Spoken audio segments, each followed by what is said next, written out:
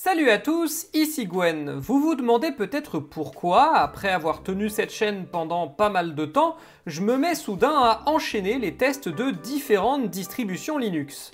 La raison est toute bête, j'ai enfin cessé d'avoir la flemme. Mon objectif avec cette série de vidéos qui pourrait durer assez longtemps, c'est de faire un tour complet de toutes les distributions Linux considérées comme utilisables par des débutants et d'en faire ensuite une vidéo de synthèse. Et aujourd'hui, on va enchaîner sur un système d'exploitation plutôt atypique mais qui a fait pas mal parler de lui ces derniers temps, MX Linux. MX Linux est un système d'exploitation alternatif, open source et communautaire né en 2014. Il est considéré comme n'ayant pas pour objectif de faire des trucs de fou, simplement fonctionner de manière normale et stable et proposer une interface simple à ses utilisateurs. C'était un système que je connaissais de loin et que je n'avais pas trop approché parce qu'il ne faisait pas partie des grands noms que l'on cite comme les distributions Linux pensées pour le grand public.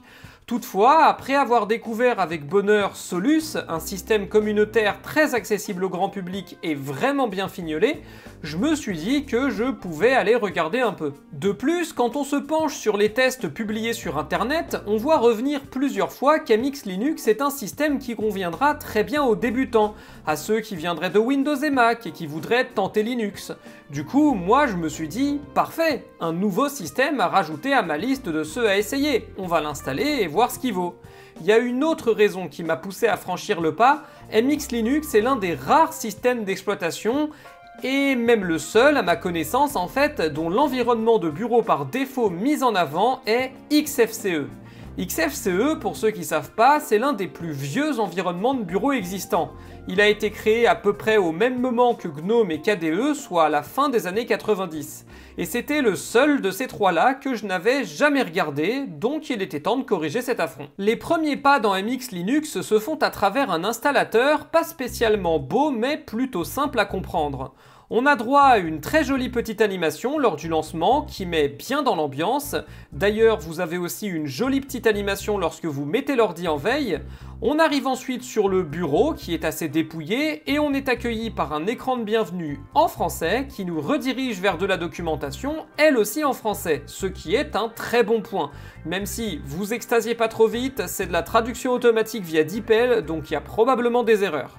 Par ailleurs, cette même documentation est accessible sous la forme d'une icône de bureau. Du coup, si vous avez du mal, vous n'aurez pas à la chercher, elle est là. Le bureau de MX Linux propose une métaphore à mi-chemin entre celle de Windows et celle d'Ubuntu. Vous avez une barre des tâches unique sur la gauche avec de haut en bas le bouton d'alimentation, l'heure, les applications, de grosses icônes système et enfin le menu de démarrage.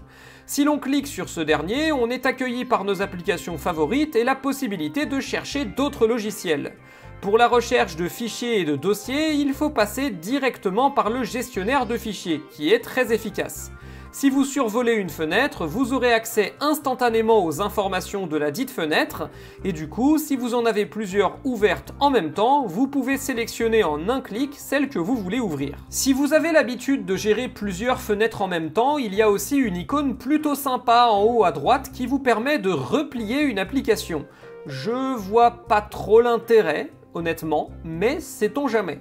Ah, aussi un truc un peu bizarre, appuyer sur la molette de votre souris sur une icône déclenche deux actions contradictoires. En effet, ça va à la fois ouvrir une nouvelle fenêtre et tenter de fermer la précédente. J'avoue que là, je pige pas trop. Enfin, parmi toutes les icônes système, vous pourrez trouver une petite icône de carton qui s'allume lorsque des mises à jour sont disponibles pour le système ou pour vos logiciels. C'est par ailleurs un bureau qui est assez facilement personnalisable. Vous pouvez par exemple ajouter une application à la barre des tâches, mettre le panneau à un autre endroit, modifier l'emplacement des différents éléments, bref, vous avez un très large éventail de possibilités offerts par les outils de XFCE. Maintenant, le bureau tel qu'il est construit là me convient très bien, c'est le genre qui se prend en main en 10 minutes chrono et il est tout à fait fonctionnel. La prise en main est très proche de celle du dock d'Ubuntu, à savoir que vous êtes invité à vous servir de votre souris pour naviguer très rapidement d'une application à l'autre et que du coup c'est un bureau qui fait la part belle à une navigation traditionnelle et très efficace. Bon, comme d'habitude, quand on arrive sur un nouveau système, on commence par vouloir chercher des applications. Le menu de démarrage rend pour le coup ça pas très évident pour un débutant, du coup j'imagine que c'est ça. Ah non, attends, ça c'est le gestionnaire de paquets, donc on va chercher l'App Store. Alors, logiciel, non, software, non plus, Logitech, 42. Ah mais il n'y a pas d'App Store en fait. Et non, il n'y a pas d'App Store. MX Linux fait les choses à l'ancienne. Et pour télécharger un logiciel, vous devrez passer par le gestionnaire de paquets. D'ailleurs, bizarrement, il y en a deux de disponibles, celui de MX et Synaptic. J'avoue que j'ai pas trop compris pourquoi, ça fait un peu doublon. Le gestionnaire de paquets, pour le dire simplement, c'est une liste de tous les logiciels et composants de logiciels disponibles pour le système. Celui qui est mis en avant est celui de MX Linux et il est, heureusement, pas galère à comprendre. Vous avez d'abord la catégorie Applications populaires qui va vous donner une liste de logiciels avec des descriptions en français, ce qui est cool.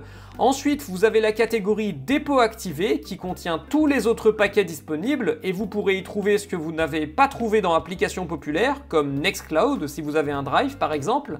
Les catégories dépôt de test et dépôt de rétroportage Debian sont plutôt à éviter pour le coup et vous avez des messages d'avertissement pour vous prévenir.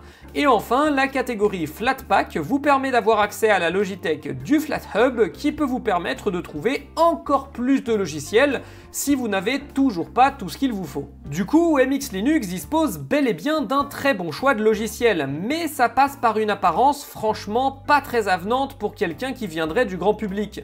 D'autant qu'un débutant de Linux ne saura sans doute même pas ce que c'est qu'un paquet et il ne devinera sans doute pas que c'est là qu'il fallait cliquer pour accéder à la Logitech.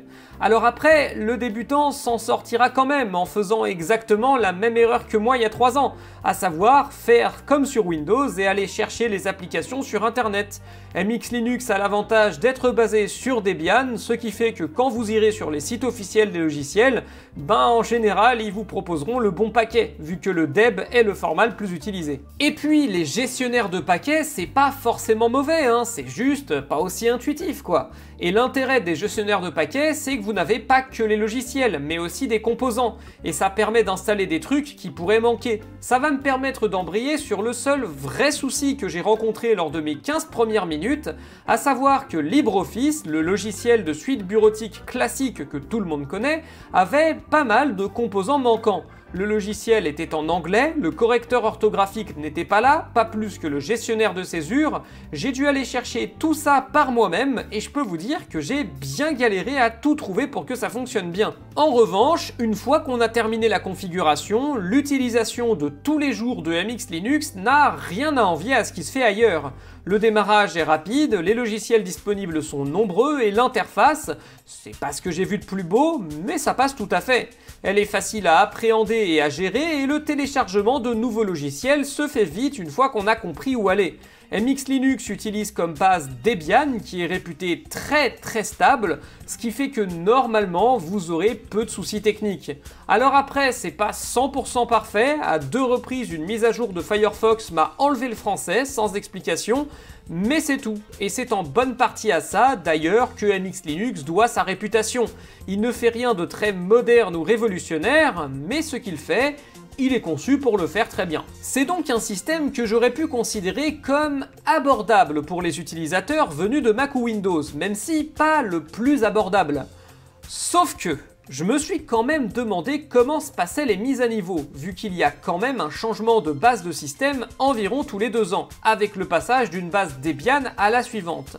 Et j'ai découvert que la procédure recommandée était de réinstaller tout le système. C'est tout de même un processus un peu abscon pour quelqu'un qui viendrait du grand public. Imaginez dire aux utilisateurs de Windows de reformater leur système tous les 2 ans, je pense qu'il y en aurait beaucoup qui râleraient. Donc pour résumer, MX Linux c'est une installation plutôt facile grâce à un installateur qui fait la plupart des trucs automatiquement, une configuration relativement simple qui nécessite tout de même de prendre en main un gestionnaire de paquets pas ultra intuitif pour les nouveaux venus, même si une fois qu'on s'y est fait, c'est très efficace, des utilitaires de base qui fonctionnent tous bien, à l'exception notable de LibreOffice, où j'ai dû aller chercher moi-même les composants manquants pour tout avoir en français, une documentation très complète et accessible directement depuis le bureau, ce qui vous évitera d'avoir à fouiller, un très grand nombre de logiciels disponibles grâce à une base Debian et à la présence des Flatpak, une très grande stabilité générale, je n'ai rencontré aucun plantage et quasi aucun bug tout au long de mon utilisation,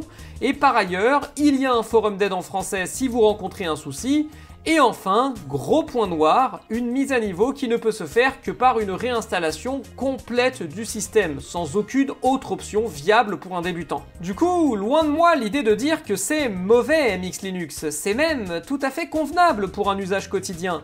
Mais je me demande, qui a bien pu penser qu'un débutant de Linux pourrait s'en sortir facilement sur un système pareil? Pour moi, MX Linux n'est pas à mettre entre toutes les mains. C'est pas difficile à comprendre, loin de là, mais ça nécessite un minimum de connaissances préalables. Si vous avez déjà un peu d'expérience de Linux, que vous savez ce que sont un gestionnaire de paquets et les dépôts du FlatHub, et que vous n'avez pas peur d'utiliser une clé USB bootable une fois tous les 2 ans, oui, effectivement, ça peut être un bon choix. Si vous êtes un utilisateur de Windows ou de Mac qui cherche une alternative moderne et facile à prendre en main, ça passe, mais je pense qu'il y a mieux. Sur ce, moi je vous laisse, et à la prochaine tout le monde!